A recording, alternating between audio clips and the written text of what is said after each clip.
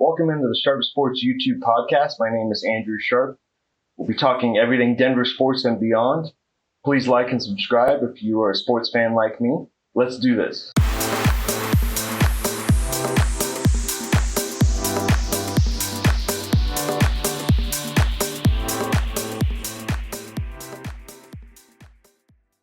Sports YouTube podcast. My name is Andrew Sharp.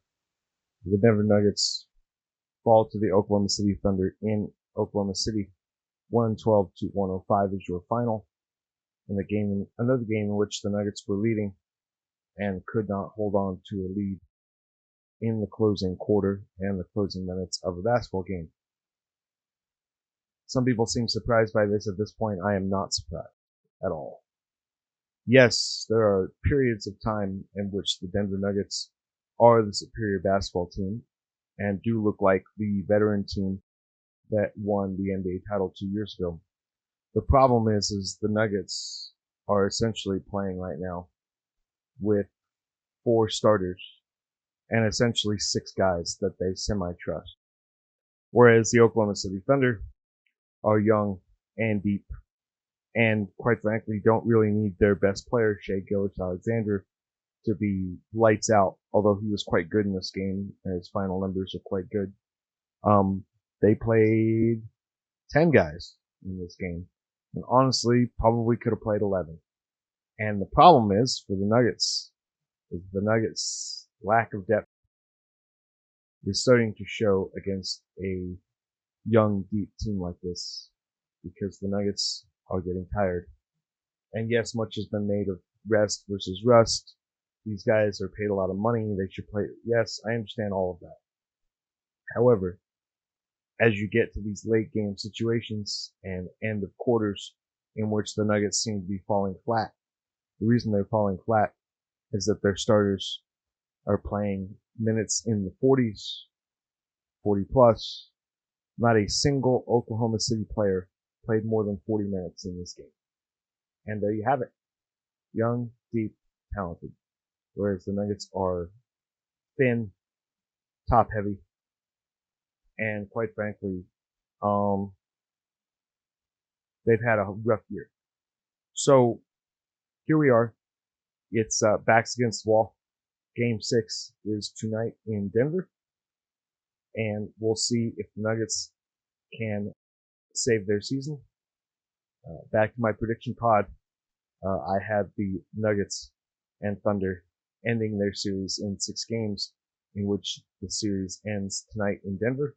I will be happy to be wrong, but I will not be surprised whatsoever if the Oklahoma City Thunder advance to the Western Conference Finals tonight. The strength of the Nuggets in their roster construction is that when they are all healthy and playing well, it's probably the best starting 5 in basketball. The problem is one of their starting 5 is either too injured to admit that he's ineffective, too prideful to sit on the bench, or coach, David Adelman, refuses to take him out of the game. But Michael Porter Jr. is hurting this basketball team right now. He's hurting them. He's not playing good. He's playing very tentative. He's essentially got what I would call a mini diaper on his shoulder. Not to be crass, but I mean, it's just kind of looks ridiculous. And he's not playing good enough. He's not playing good enough for the Nuggets to win. Jokic was amazing again in this game. Actually better this game than he had been the previous 2. But they need all hands on deck. And I'm going to reference 104.3 The Fan. They did a little bit of research from Basketball Reference. By the way, Michael Porter Jr. finished, I believe with 2 points in his bout game. So he might as well not have played. I really, at a certain point, if he was missing shots in the first quarter, I would just yank him for the whole game. In his 73 career playoff games, he has scored 20 or more points 14 times. So that's basically roughly 20% of the time he scores 20 or more points. He's also scored 0 to 9 points 24 times in 73 games. So a third of the time he scores less than 10 points. His 3-point percentage is down a little bit from playoffs to regular season, but that's not a huge deal. But the problem with MPJ as well is that he essentially provides you points and not much else. A body for picking up fouls, very little defense, no rebounding. And if he's hurting this bad, I don't know why he's out there. Oh wait, I know why he's out there, because the Nuggets fired their general manager because the Nuggets have no depth. They have no depth. They have no one else besides Peyton Watson, who actually I would have played more. I mean, at least he brings energy to the team and isn't afraid of the moment and isn't running around doing this all the time. So if you're hurt, you're hurt. Don't play. I understand he wouldn't play the regular season, but he's actually by playing hurt, he's hurting the team. Julian Strother's fine. You know, he's a role player at best. He's a couple years away from being anything. I'm glad we got Dario Saric. Did not play again. Zeke Naji, who I keep reading articles about how much Zeke Naji works on his game every night and improves. He literally doesn't play.